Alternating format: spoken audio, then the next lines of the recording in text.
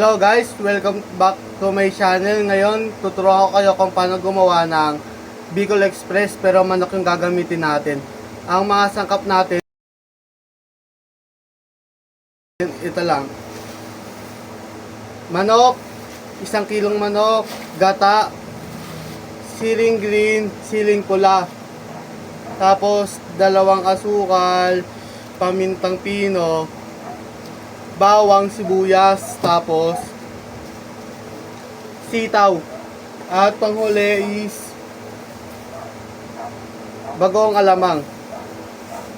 Ngayon, hugasan na muna natin yung manok, tapos piliprituhin na muna natin siya. Tutustahin lang muna natin siya na konti para masarap pag kinain natin siya.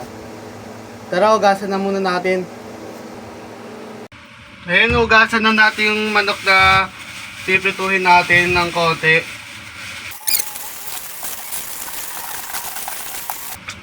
Ngayon, tapos na natin siyang hugasan. Ngayon, piprituhin na muna natin siya.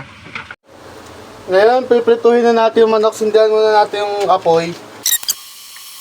Antayin lang natin 1 minute, tapos maglagay tayo ng mantika. Medyo may init ng kawali, lagay na natin tong mantika. Maglagay tayo ng konti. Tapos lagyan na natin tong isa-isa kagad na mamaya yung mga manok. Initin lang natin yung mantika ng konti.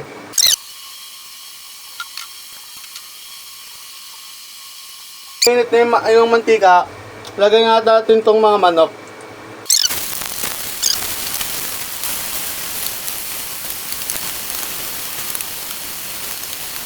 Antayin lang natin yung maluto. Habang natin siya maluto, maghiwa na muna tayo ng mga bawang sibuyas. Tara. Hello, ngayon maghiwa na muna tayo ng bawang sibuyas habang inintay natin maluto yung mga manok. Tara.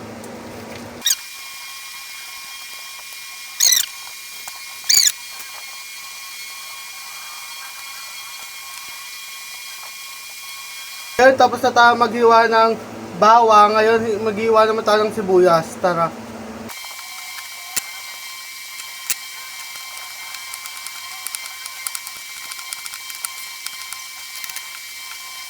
Ngayon, tapos na tayo maghiwa ng sibuyas. Ngayon, hiwain naman natin yung mga sili. Tapos, siling labuyo.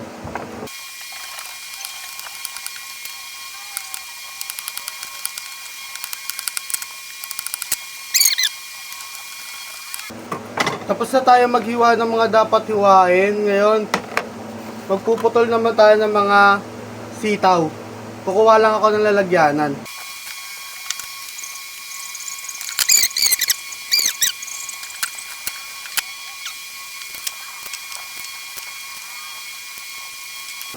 Ngayon, tapos na tayo magputol pala ng mga sitaw. Ngayon, titignan na muna natin yung manok kung naluto na. Tara. Ngayon, babalik rin na natin, titignan natin kung luto na.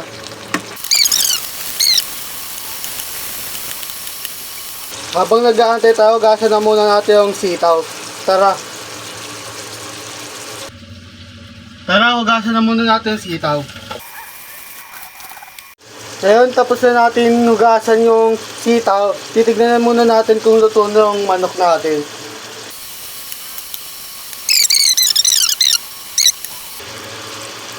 Okay na to for me, kaya tara na, alisin na natin. Ngayon, maglalagay ulit tayo ng panibagong manok.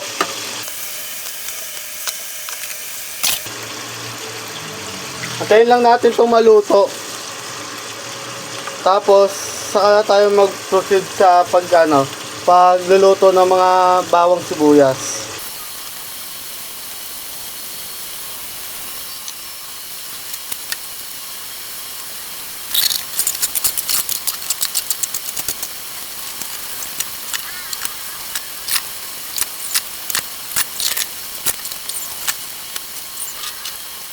Ngayon, tignan na natin kung medyo luto na siya. Ayan, medyo nagbabrown na siya. Balik rin na natin siya.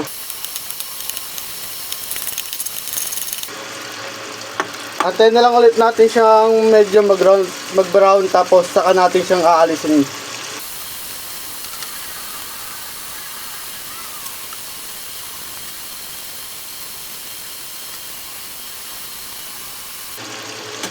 Tingnan natin kung luto na.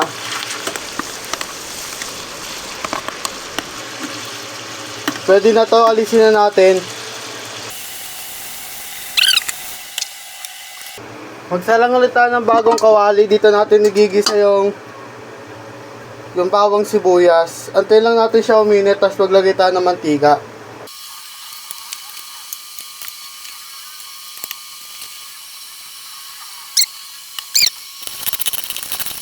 Ngayon, medyo mainit na siya. Ilagay na natin tong bawang para ma-prito na natin.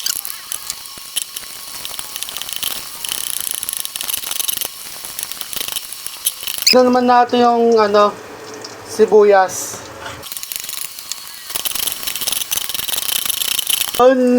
Luto na yung bawang sibuyas. Lagyan naman natin yung mga sili.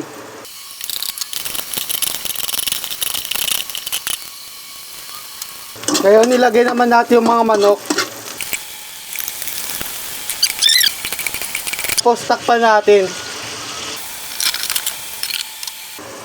Tingnan na natin kung medyo maglabas na siya ng katas. Ilagay na natin yung bagoong.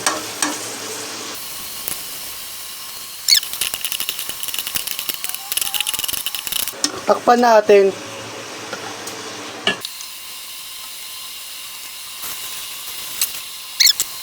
Ngayon, ilagay na natin yung unang piga. Ilagay na natin din yung sili. Dalawa.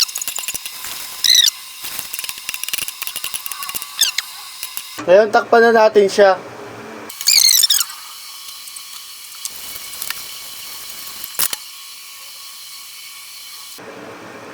Ngayon, tignan na natin.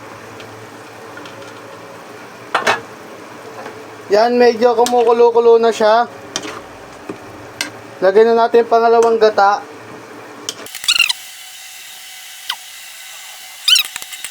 Tapos ilagay na rin natin yung paminta.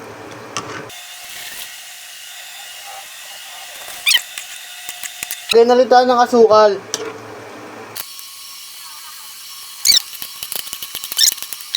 Takpan natin siya, tayo natin siyang kumulo.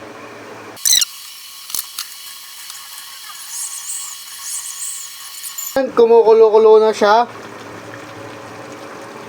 Lalagay na naman natin tong sitaw.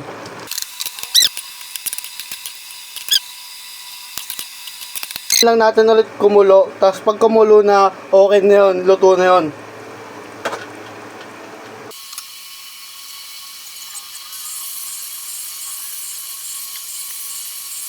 Tingnan na natin siya kung kumukulo-kulo na siya.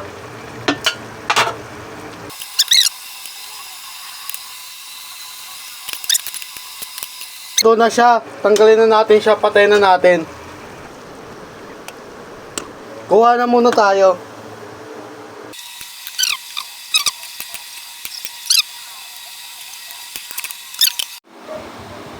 Ngayon, luto na ang ating Cool Express. Ready to eat. Kain na po.